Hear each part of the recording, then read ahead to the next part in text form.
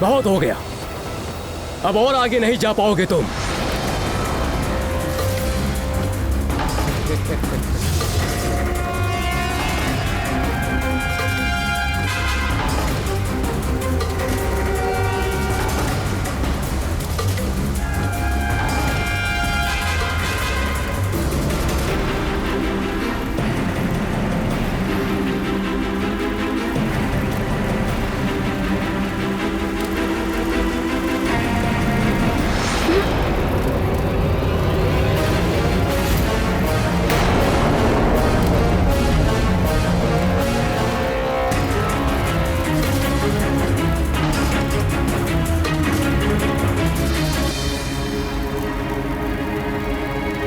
अब इसे मेरी शक्ति का आभास होगा।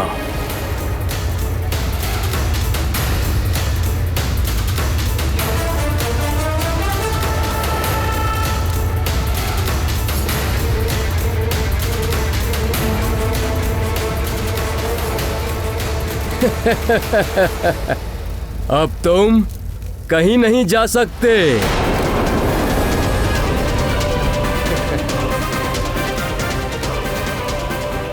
इतनी प्रचंड अग्नि।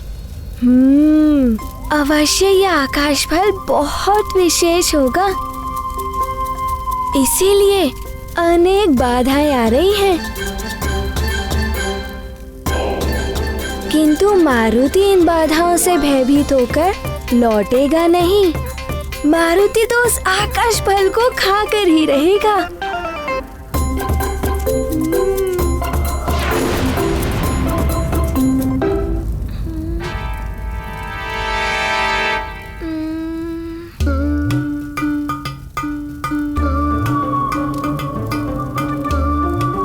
किंतु क्या करे मारुति, कुछ तो करना ही होगा।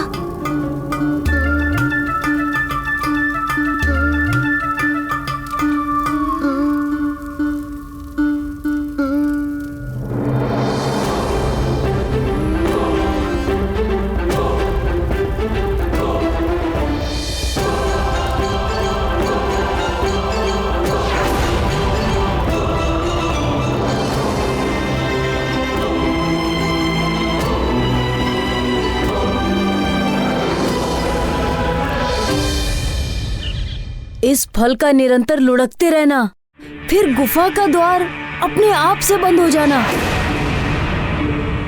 कहीं किसी मायावी असुर ने हमें अपने माया जाल में तो नहीं फंसा लिया?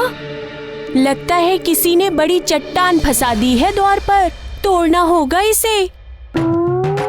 चलो द्वार खोलते हैं। चलो। इसे तोड़ना ही होगा। तोड़ना ही होगा। अतिबल, कहीं मैं फिर से पीट न जाऊं।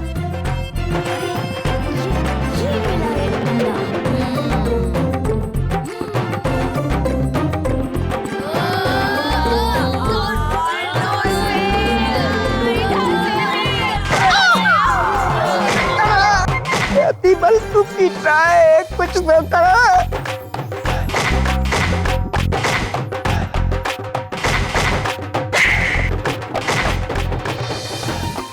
देखिए लंकेश, आपके लिए मैं क्या क्या सहन कर रहा हूँ। बल बड़ा बल बल। लंकेश,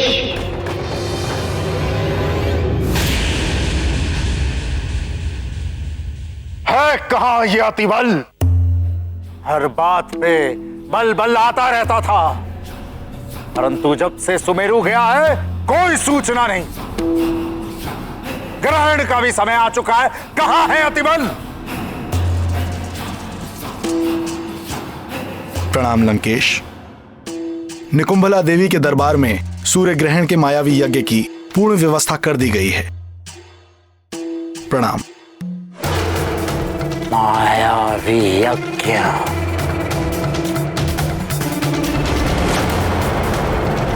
राहुल, तू हर दिन इसी तरह सूर्य को ग्रसा कर। सूर्य को ग्रहण लगते ही हमारी असुरी शक्तियां प्रबल हो उठती हैं। ग्रहण काल में मायावी यज्ञ से हमारे मायावी असुरों को अनेकों आसुरी सिद्धियां प्राप्त होती हैं।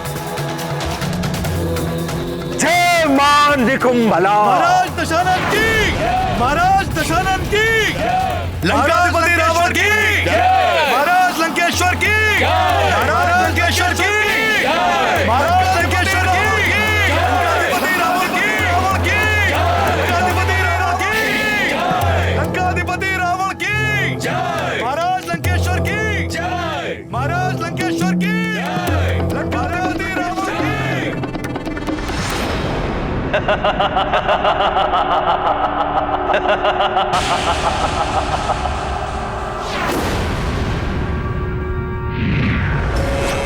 दशानन लंकेश को काल नेमी का प्रणाम। दशानन, आपने जो कहा था वो पूर्ण हो गया। पंपासर नरेश ने मानव और वानर राजाओं की सभा बड़े उत्साह, बड़े जतन से आयोजित की थी, वो विफल हो गई है।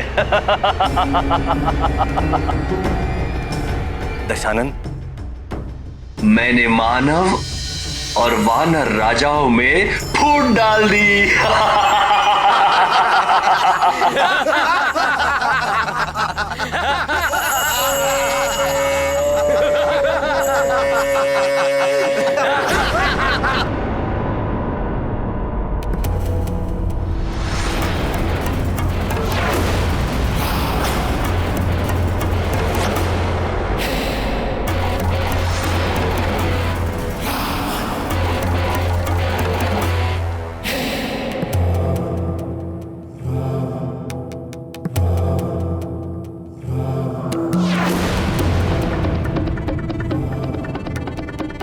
काल नेमी, इतना प्रसन्न होने की आवश्यकता नहीं है।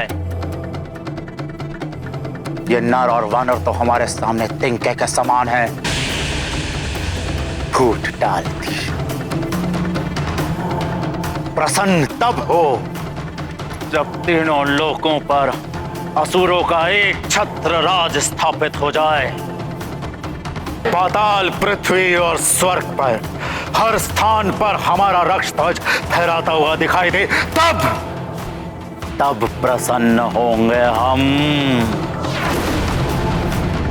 दशानन, वो दिन भी शीघ्र अतिशीघ्र आएगा जब तीनों लोकों पर असुरों का राज होगा, असुरों का।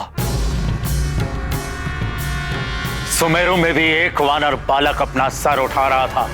अतिबल को भेजा है वहां, पर न जाने वो कहां फंसा हुआ है।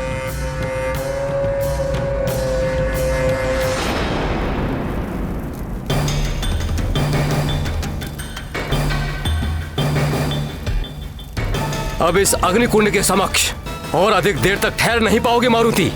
लौटना होगा तुम्हें, अन्यथा चलकर भस्म हो जाओगे। मारुति को क्षमा कीजिए अग्निदेव। मारुति ऐसा नहीं करना चाहता था, किंतु मारुति बहुत भूखा है। मारुति को उस आकाश फल को खाना है। सूर्यदेव और आकाश फल? माँ होती तो आपको समझा सकती थी। मुझे क्षमा कीजिए मारुति के इस कार्य के लिए। मैं सब समझ गया। बड़ी सहजता के साथ तुमने मेरे अग्नि तत्वों को स्वयं में समाहित कर लिया और मेरा अभिमान तोड़ दिया। मेरे सभी अग्नि तत्वों को वापस लौटा दो और आगे बढ़ो।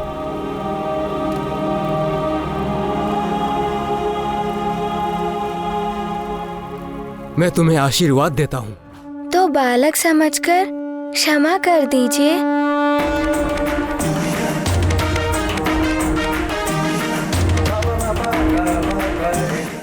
मारुति रुद्रांश होकर भी प्रकृति के कार्यों में हस्तक्षेप किया, उनके नियमों का उल्लंघन किया। उनके कारण जगत का अनर्थ भी हो सकता। लीला में अर्थ और अनर्थ का भाव बना ही रहता है प्रिय। लीला के परिणाम में जगत का कल्याण ही निहित होता है। किंतु सूर्य को खा लेने में जगत का कैसा कल्याण स्वामी? ये जगत के लिए सीख है प्रिय। प्रथम तो ये कि यदि नन्हा सा बालक भी ठान ले तो सूर्य जैसे सुदूर रहने वाले लक्ष्य को भी पाने में सफल हो सकता है। अतः अपने लक्ष्य को पाने के लिए पूर्ण निष्ठा के साथ निरंतर प्रयास करना चाहिए। दूसरा ये कि अभिमान और अहंकार मनुष्य को पतन और अंधकार की ओर ले जाता है। सूर्य अभिमान और अहंकार का प्रतीक है। अभिमानी को एक नन्हा सा बालक भी पतन की ओर ले जा सकता है। इसीलिए कभी अभिमान नहीं करना चाहिए।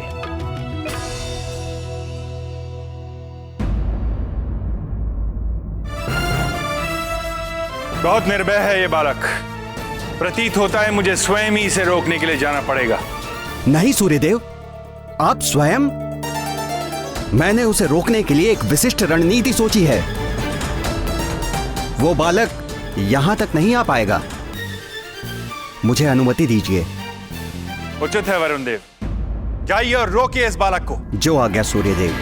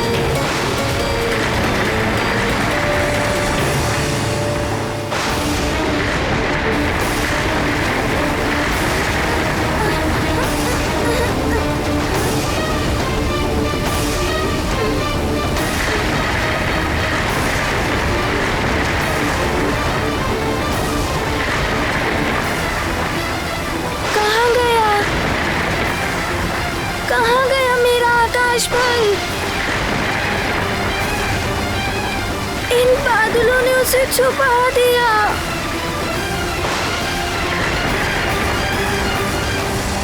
मेरा आकाश पल कहाँ गया?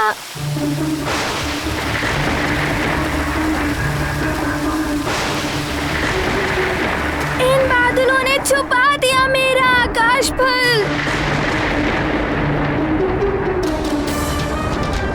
मेरा आकाश पल।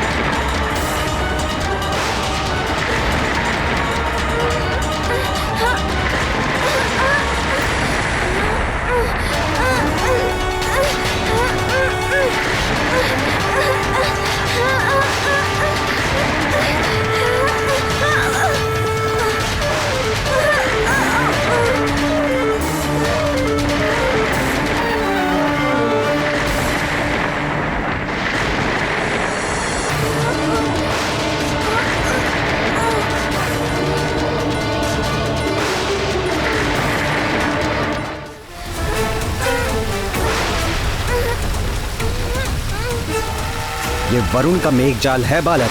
यहाँ तक तो तुम आ गए, किंतु अब यहाँ से आगे नहीं जा पाओगे।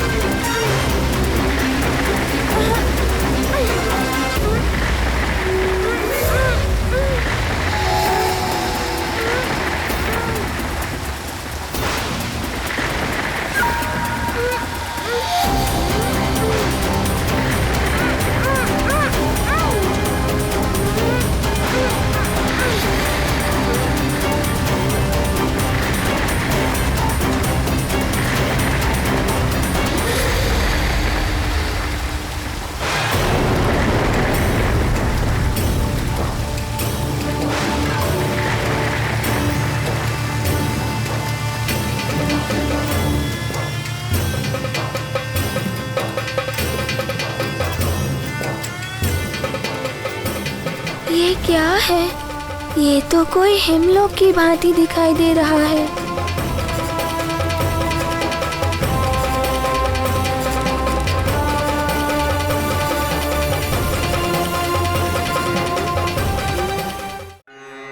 यत्त्वा सूर्यस्वर्भानुस्तमसा विद्यदासुरः अक्षेत्र विद्यथा मुक्तो भुवनान्यदीधयु स्वर्भानुरोधयतीन्द्रमाया अवो दिवो वर्त। ये मेरा हिमग्रह है।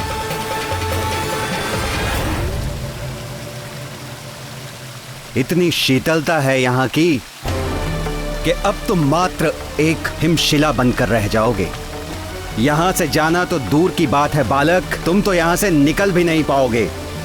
यहीं स्थिर होकर रह जाओगे सदा सदा के लिए।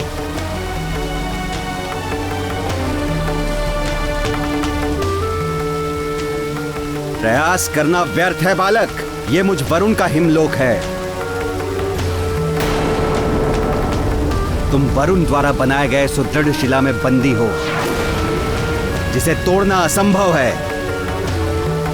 तुम्हें कालदेव ने समझाया, तुम्हें अग्निदेव ने चेतावनी दी, किंतु तुमने किसी की नहीं सुनी। अब यही तुम्हारा दंड है कि तुम सदैव के लिए इसी हिमशिला में बंदी रहोगे।